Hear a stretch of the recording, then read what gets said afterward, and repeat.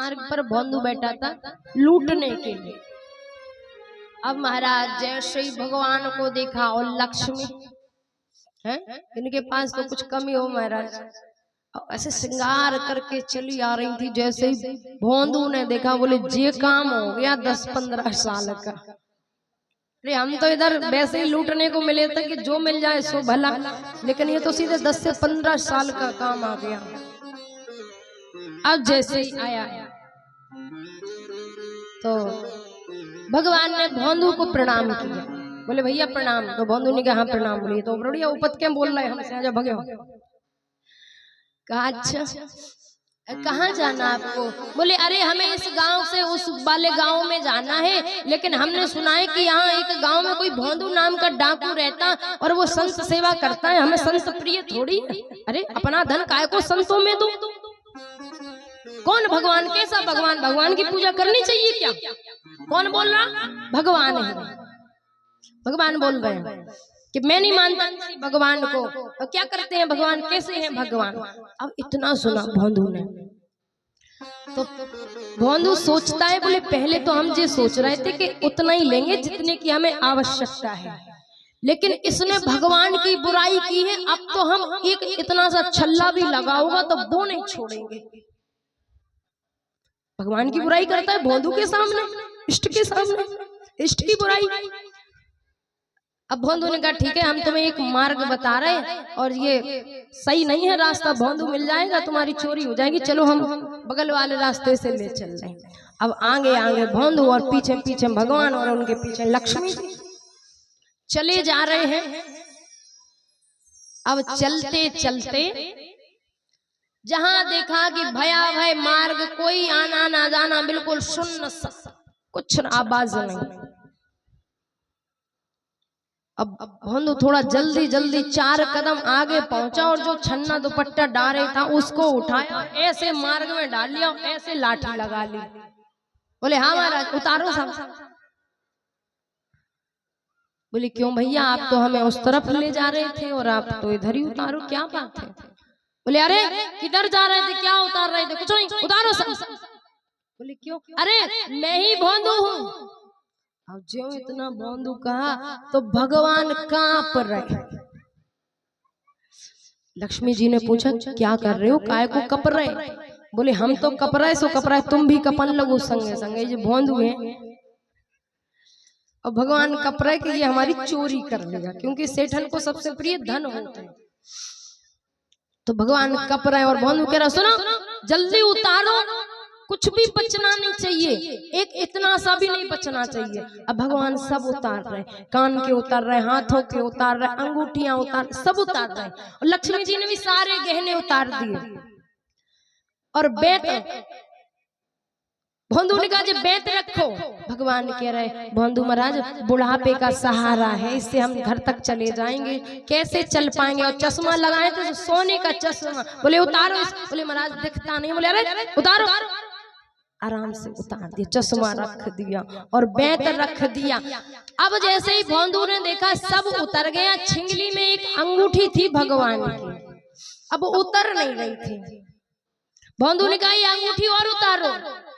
अब भगवान ने कोशिश करी तो बताए, बोले भोंदू जी उतर नहीं रही। बोले नहीं उतर रही तो उंगली काटो,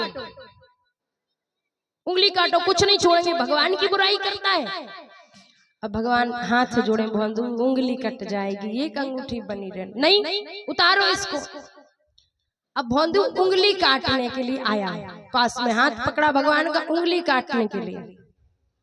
और जैसे ही उंगली काटने के लिए ऐसे हाथ पकड़ा और ऐसे फरसा किया, तो इतने में भगवान अपने रूप में प्रकट हुए। प्रेम से बोलो वृंदावन बिहारी लाल जय हो।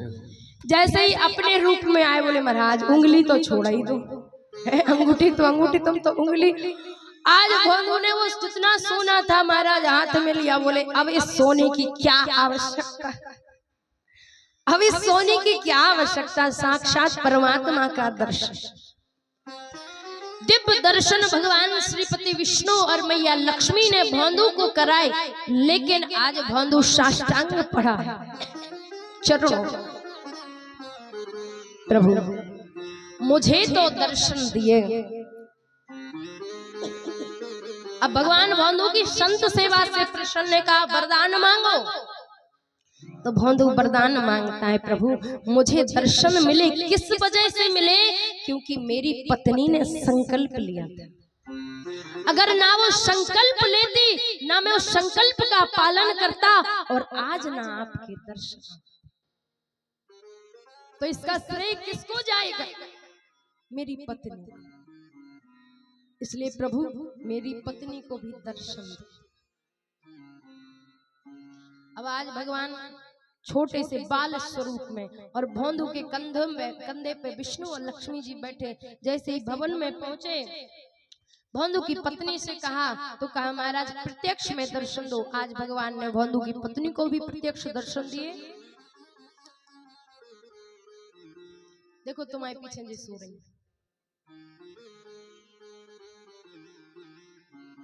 अब सब अपने पीछे वाले देख रहे हैं को सो रहा हूं। तो देखो जो कथा सुन रहे तो वे सो नहीं रहे, और जो कथा सुन रहे वे भी सो रहे कि नहीं सो रहे। देख लो करे आसपास जो सो रहा हो उसको एक धक्का दे दो। सुन नहीं देने काऊ को कथा में।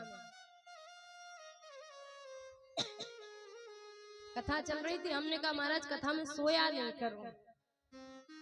सो एक मैया बोली महाराज क्या करें, कथा में नींद ही ऐसी याद के सोई जाती। काय कथा में नींद अच्छी काय याद पता है? दिन भर तो मोड़ी मोड़ा तारे रहते, ऐसे सुख से बैठन नहीं देते। और इतने मोड़ी मोड़ को छुट्टर कर देता है कि हमें कथा सुनने। सो कथा तो सुनने नहीं है, खम्मा देखो टिकी और जाम बड़ो घूंघट डारो, दो आंखें बंद, सियावर रामचंद्र की आराम से। जब आरती के लाने उठाओ तो उठ गई आरती ले। बोले कथा कैसी? बोले इतनी बढ़िया कि आज तक सुनिए ही नहीं। बोले कितनी बढ़िया? बोले इतनी बढ़िया। कितनी बढ़िया? बोले इतनी ही तो बढ़िया थी। बोले कहा जब सुनी नहीं है तभी तो बढ़िया थी, सुनते तो कुछ कमी निकालते। तो श्रोता सरोता श्रोता, कथा में 3 प्रकार के लोग आते हैं कथा सुनने के लिए। पहले के समय में सरोता चलता था, काटने वाला, जिसे सुपारी काटते थे। वो आज के समय में सरोता बंद होगा, इंसान जन्म गए काट कर वे वाले कथा में आएंगे, बैठेंगे। अरे महाराज माइक ठीक नहीं है, अरे महाराज व्यास जी ठीक नहीं, अरे टेंट सही नहीं है, व्यवस्था अच्छी नहीं दी, हमें पानी ही नहीं मिलो, प्रसाद ही नहीं मिलो, आरती ही नहीं ले पाई। तो कुछ ना कुछ कमी निकालेंगे, काट करते रहेंगे। और श्रोता जो कथा को सुनते हैं, इधर से सुनते हैं और हृदय में धारण करते हैं, वो सच्चे श्रोता होते हैं। और सोता तो आपने सुना ही नहीं, महाराज आए बैठे सोए हो जगे और घरे चले गए। ऐसे लोग और बढ़िया हैं। प्रेम से बोलो वृंदावन बिहारी लाल। मान हुआ, अभिमान हुआ। मान हुआ राधा रानी को कि भगवान केवल मेरे साथ हैं, और अभिमान हुआ गोपियों के ठाकुर जी मेरे साथ हैं। तो भगवान राधा रानी को लेकर के रास मंडल से अंतर ध्यान हो गए। अब समस्त गोपियां रोना प्रारंभ कर दिए, जमुना जी के किनारे विलाप करने लगी। इधर श्री राधा रानी ने देखा कि अगर मैं भगवान के साथ रही तो गोपियां भगवान से कभी नहीं मिल पाएंगी। मान हुआ, भगवान ने राधा रानी को त्यागा। अंत में गोपियां और राधा रानी एकजुट हुई, पुनः ठाकुर जी से प्रार्थना करी। आज ठाकुर जी पुनः आए और दोबारा से रास प्रारंभ हुआ। समस्त देवता विराजित होकर के देख रहे हैं कि महारास चल रहा है। और शंकर भगवान मैया पार्वती तैयार हो रही थी, पूछा कहाँ जा रहे हैं? बोले हम रास में जा रहे हैं। तो भगवान शंकर ने कहा हमें ले चलो। बोले नहीं, पुरुष वर्ग वर्जित है, वहां नहीं जा सकते, केवल स्त्रियां ही जाएंगे। शंकर भगवान बोले स्त्री बनने में कहा है, साड़ी पहना दो, घूंघट डाल दो, हम भी स्त्री बन गए। आज भोलेनाथ मैया पार्वती से प्रार्थना करते हैं कि हमें भी ब्रज में ले चलो रास के लिए, महारास के लिए। तो कहते हैं कि एक दिन वो भोले भंडारी बन करके ब्रज नारी वृंदावन आ गए हैं, गोकुल में आ गए हैं।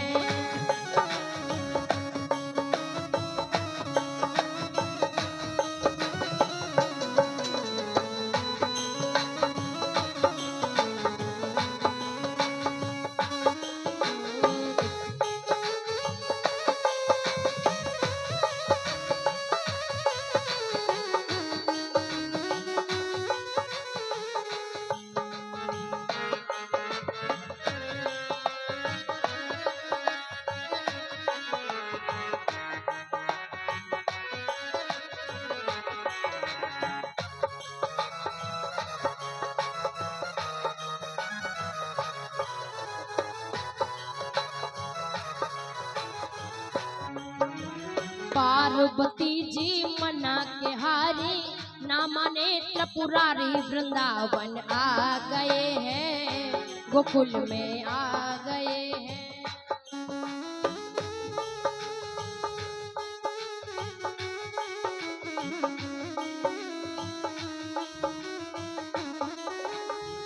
पार्वती से बोले स्वामी मैं भी चलूंगा तेरे साथ में, तेरे साथ में।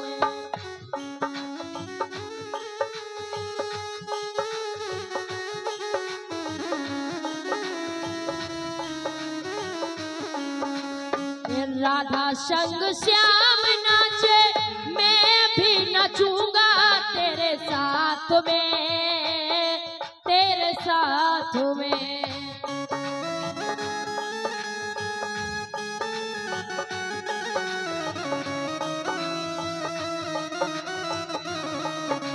रास रचेगा ब्रज में भारी, हमें दिखाओ प्यारी, वृंदावन आ गए हैं, वृंदावन आ गए हैं।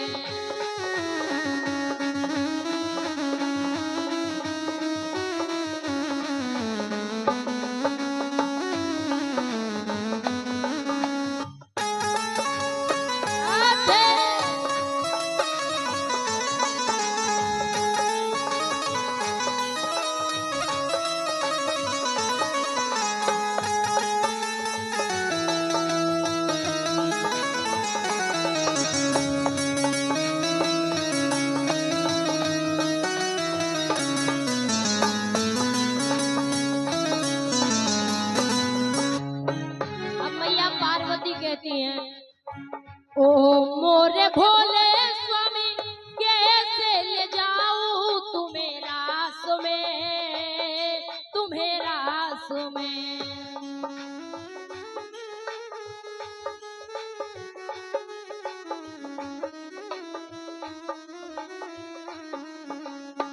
मोहन के सिवा वहाँ कोई पुरुष ना जावे रास में, हाँ हाँ रास में।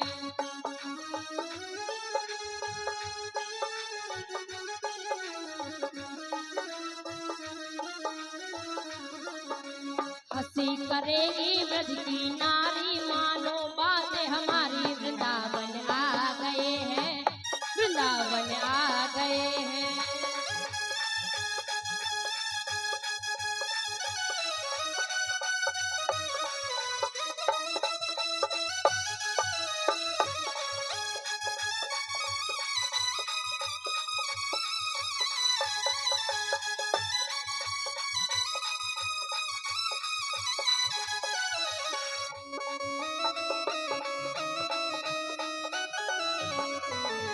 रास के रसिया की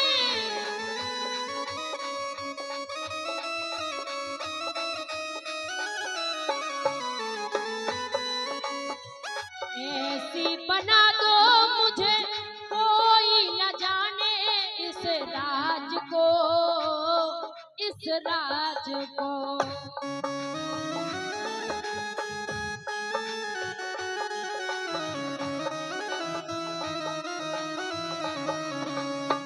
मैं हूँ सहेली तेरी ऐसा बताना ब्रजराज को, ब्रजराज को।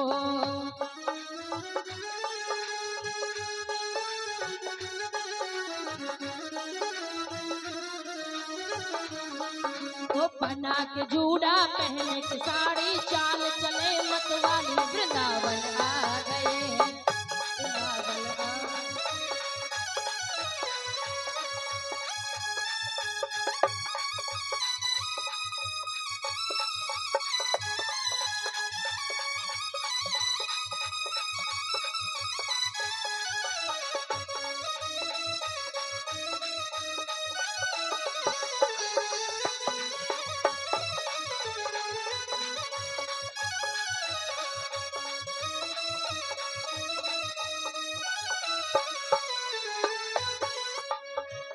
देखा मोहन ने जब समझ गए वो पूरी बात को, पूरी बात को।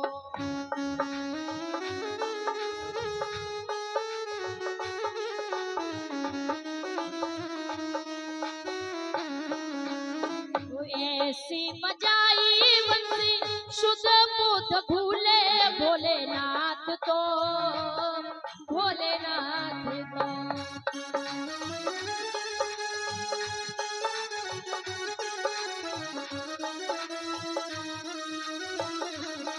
वो सर से खिसक गई जब साड़ी मुस्काए गिरधारी भोले शर्मा गए हैं, भोले शर्मा गए हैं।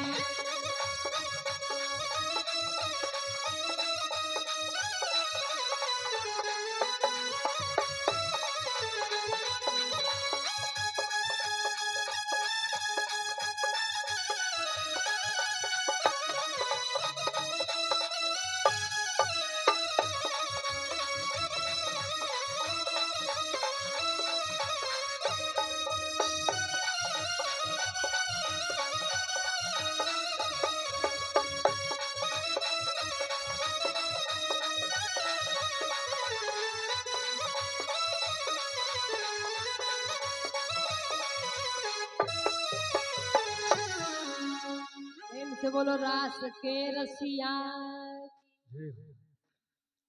दयत दृश्यताम दिक्षु ताव कास्तुई धृताश्वतस्त्वाम विविच्यत वते। आज सुंदर सा गोपी गीत हुआ। तत्पश्चात राजा कंस ने शंखचूड़ नाम का दैत्य भेजा, तत्पश्चात मायासुर नाम का दैत्य भेजा, अरिष्टासुर नाम का दैत्य भेजा। आज जितने भी दैत्य भेजे उन सारे दैत्यों में कोई लौट कर नहीं आया। बोले दैत्य तो लौट कर नहीं आए, अब क्या करें? बोले कृष्ण ही को बुला लो इधर।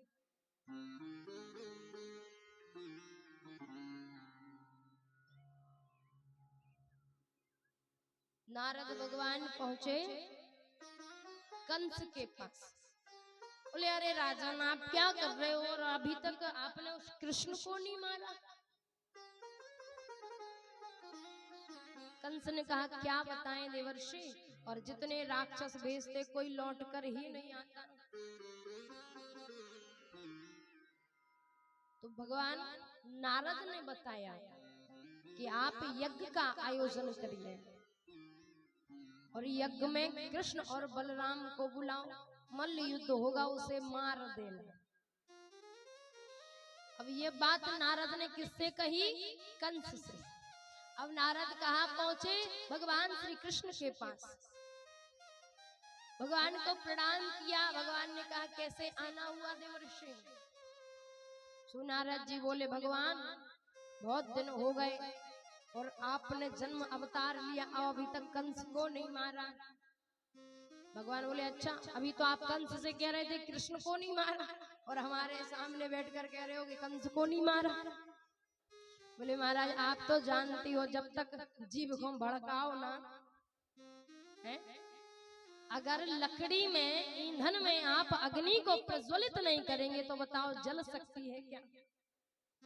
बोले हम तो महाराज आग लगावे गए थे, पानी तो आप ही को डालने। भगवान बोले ठीक है चिंता मत करिए।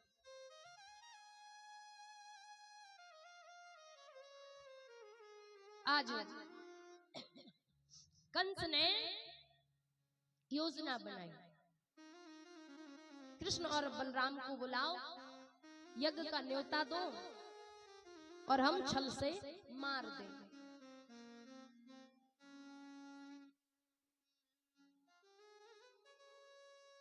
लेकिन कृष्ण को लेवे कौन जावे? अक्रूर जी को बुलाया,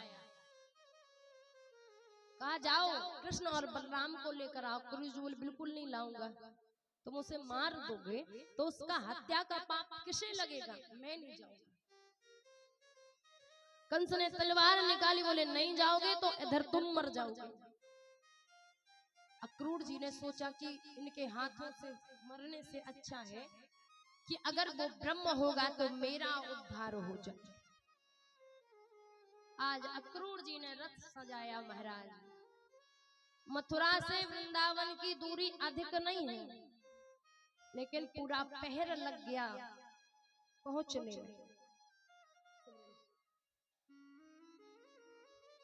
आज पूरा पहर लग गया पहुंचने में।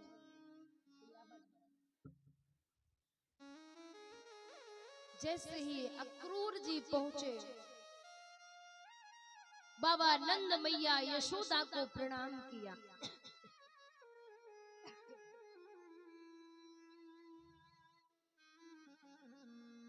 प्रणाम करके जलपान कराया। कैसे आना हुआ? मैं कृष्ण और बलराम को मथुरा लेने आया हूं। ज्यों मैया यशोदा ने भीतर सुना कि अक्रूर लेने आया है, अरे अक्रूर तेरा नाम अक्रूर है, लेकिन आज तूने काम क्रूरता भरा कर। अक्रूर का मतलब होता है जो दयावान हो, जो करुणा हृदय वाला हो, लेकिन तू तो क्रूर। तेरे हृदय में जरा सी पीड़ा नहीं महाराज।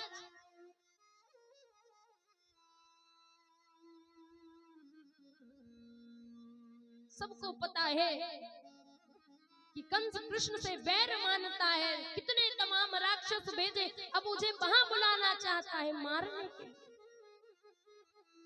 मैं नहीं जाने दूंगी।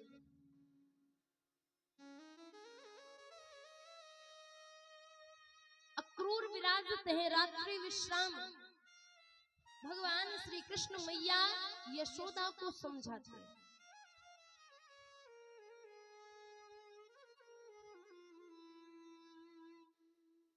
माँ मैं आज जाऊंगा, कल रुकूंगा और परसों वापस आ जाऊंगा। मैं वहां युद्ध करने के लिए थोड़ी जा रहा हूं, मुझे मथुरा नगर देखना है। अरे मैं गांव का गवरिया हूँ और नगर कैसा होता है मैंने देखा नहीं। मैं मेला घूमना चाहता हूँ मैया, मैं जाना चाहता हूँ। मैया यशोदा कहती है, लाल मैंने तुझे एक पल के लिए भी इन नेत्रों से अलग नहीं किया, और अगर तू आज चला गया तो ये माँ यशोदा जानती है कि तू वापस नहीं आएगा। आज रात्रि व्यतीत मैया यशोदा को रोते रोते निकल गई। भगवान समझाते हैं, माँ मैं जाना चाहता हूँ। बाबा नंद कहते हैं, जाने दो, मैं भी तो साथ जा रहा हूँ। आज जाएगा, कल रुकेगा, परसों वापस। रात्रि भर भगवान माँ को समझाते हैं।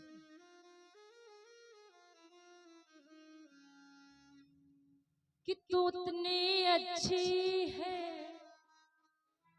कि कितनी अच्छी है, कि कितनी प्यारी है, ओ प्यारी प्यारी ओ माँ, ओ माँ। तू कितनी अच्छी है, तू कितनी भोली है, प्यारी प्यारी है ओ माँ, ओ माँ।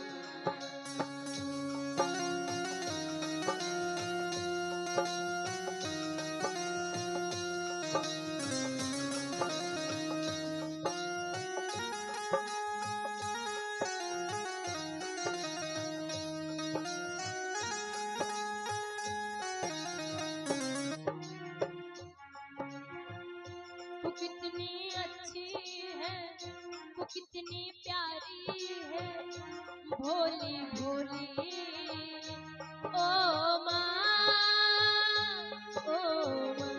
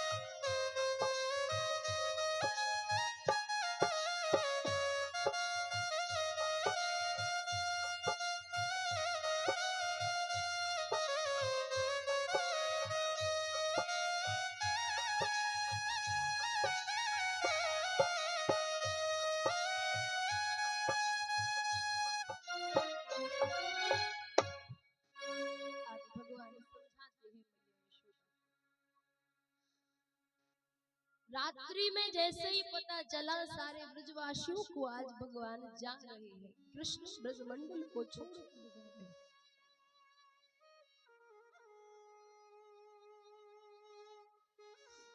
जैसे ही सुबह हुई महाराज दरवाजा खोला तो सामने सारा ब्रजमंडल एकत्रित हो गया। सारे ब्रजवासी, ग्वाल वाल सखा संबंधी, श्री राधा सब एकत्रित हो गए।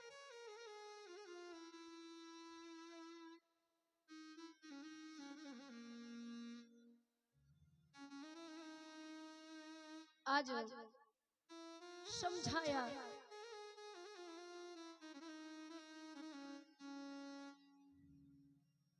भगवान श्री कृष्ण श्री राधा रानी से कहते हैं कि आप तो जानती हो मुझे आगे की लीला करनी है। जैसे ही रथ पर आरूढ़ हुए, रथ चलना प्रारंभ हुआ, मैया यशोदा पीछे से भागती भागती आ रही थी। महाराज दौड़ते समय में गिर पड़ी। भगवान श्री कृष्ण बलराम रथ से कूद पड़े। मैया यशोदा को अंक में भर लिया लाला। अरे मोको तो पतो ही नहीं कि तू मेरो लाला नहीं है, तू तो वसुदेव और देवकी को लाला है, तू तो मथुरा को राजकुमार है।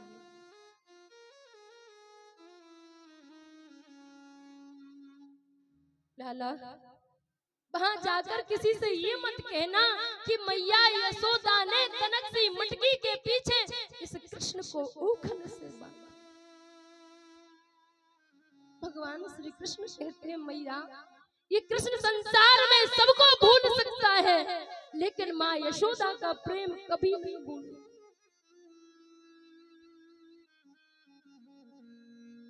जीवन में व्यक्ति कभी भी माता पिता के ऋण से उऋण नहीं हो सकता।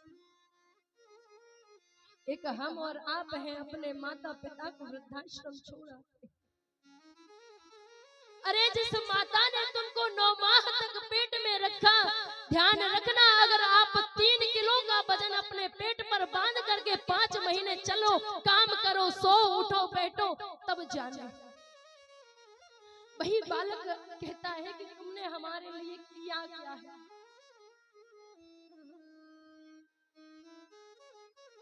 हम भूल जाते हैं कि हमारी माँ ने हमारे लिए किया क्या है।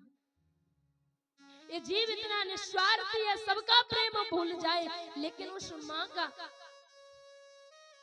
एक माँ ही है जो अपने बच्चे को समझ सकती है कि इसको क्या पीड़ा है।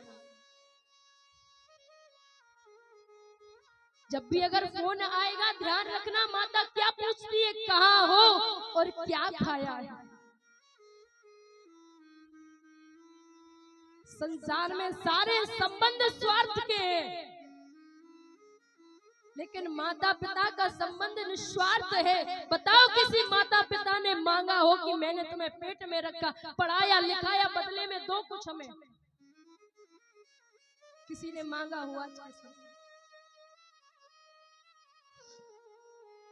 भगवान अंक में भर लेते हैं मैया यशोदा को। माँ संसार में अगर स्मरण रहेगा इस कृष्ण को तो केवल आपका प्रेम रहेगा। जैसे ही जाने के लिए तैयार हुए, सारे ब्रजवासी गोपियां रथ के नीचे लेट गईं। अगर जाना ही चाहते हो तो रथ को हमारे ऊपर से चलो। भगवान राधा रानी से कहते हैं कि देवी आप तो जानती हो कि अगर मैं मथुरा नहीं गया तो मैं अपनी आगे की लीला नहीं कर पाऊंगी। सारी गोपियां आज इकट्ठा भगवान श्री कृष्ण से कहते हैं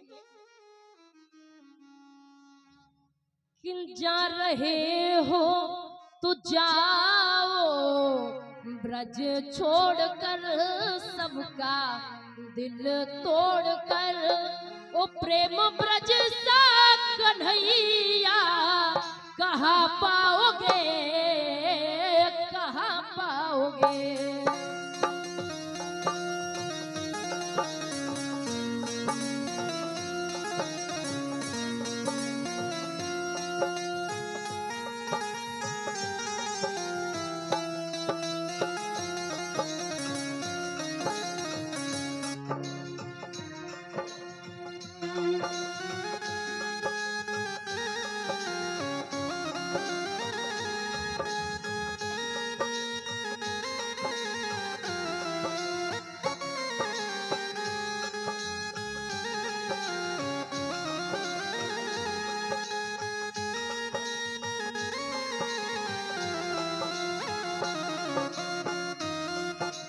जाओ ब्रज छोड़कर सबका दिल तोड़कर, ओ प्रेम ब्रज सा कन्हैया कहाँ पाओगे, कहाँ पाओगे।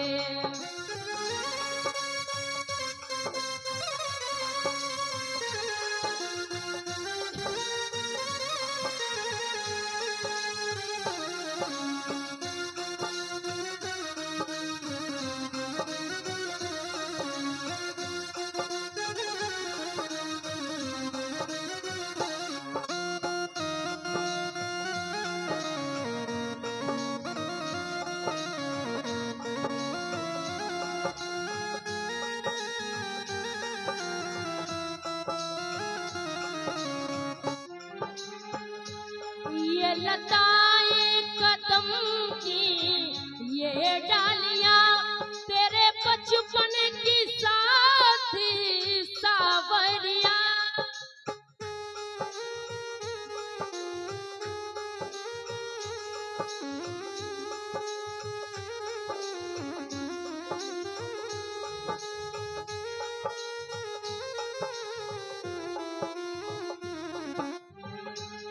कुंज गलियां कहानी तेरी गा रही, हाँ तेरी गा रही, ओ ऐसी गलियां कन्हैया कहाँ पाओगे, कहाँ पाओगे।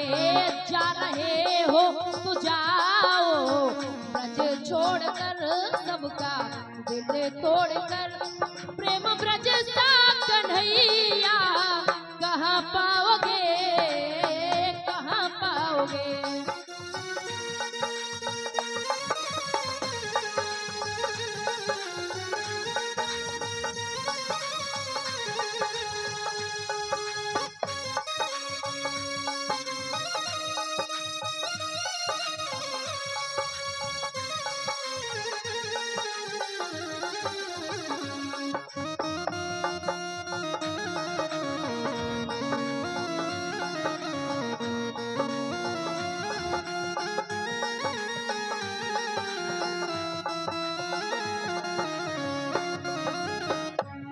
जा रहे हो तो जाओ ब्रज छोड़कर सबका दिल तोड़कर, प्रेम ब्रज सा कन्हैया कहाँ पाओगे, कहाँ पाओगे।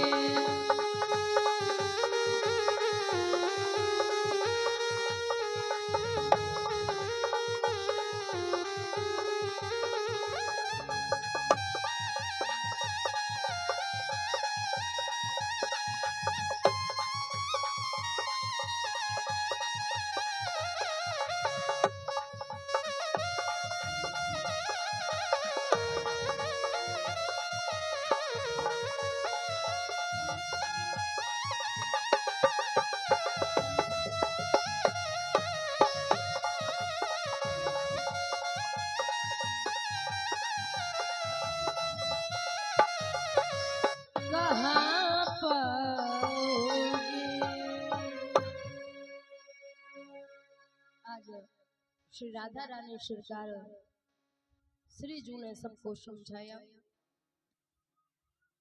अब अक्रूर जी के साथ कृष्ण और बलराम और बाबा नंद के साथ सारे सखा। आज जब अक्रूर जी ने ब्रजवासियों की दशा देखी तो मन में भाव आया कि मैं भगवान को कहां लेकर जा रहा हूं। आज जमुना जी के किनारे अक्रूर जी ने रथ रोका, विचार करने लगे कि कंस अगर कृष्ण और बलराम को मार देगा तो इस हत्या का संपूर्ण आधार मैं बनूंगा, ना तो मैं लेने जाता और ना ही भगवान कृष्ण मरते या बलराम मरते। ऐसा भाव आया तो जमुना जी में कहा मुझे स्नान करना है और आज इसी जमुना जी में जल समाधि लगाऊंगा और अपने प्राणों को त्याग दूंगा। अक्रूर जी ने जैसे ही गोता लगाया तो जो भगवान रथ पर बैठे थे उसी छवि का दर्शन आज जमुना जी ने किया और डर गए कि कृष्ण तो रथ पर बैठा है, ये कौन है। और जैसे ही बाहर आए भगवान को देखा, डुबकी लगाए तो नीचे, ऊपर आए तो रथ पर।